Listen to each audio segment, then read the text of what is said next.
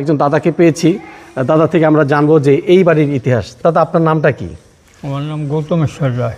দাদা, আপনি এই জমিদার পরিবারের কততম সদস্য? 21তম সদস্য। 21তম সদস্য। আপনাদের এই জমিদার বাড়ি কত সালে প্রতিষ্ঠিত হয়েছিল? 1314 সালে। বাংলা 1314 সালে। আচ্ছা, আপনাদের এই জমিদার বাড়ির প্রতিষ্ঠার সদস্য ছিলেন কে? রঙ্গেশ্বর রায়।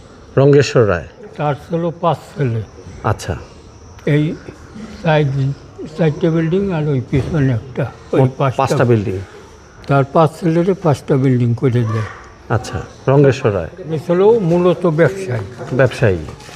আচ্ছা, কি ব্যবসা করতেন উনি? ওনার এজেন্সি ছিল আচ্ছা, হলো ওই কেরাসিনের এজেন্সি ছিল, ওষুধের এজেন্সি ছিল, পাট ছিল, আর সরিষার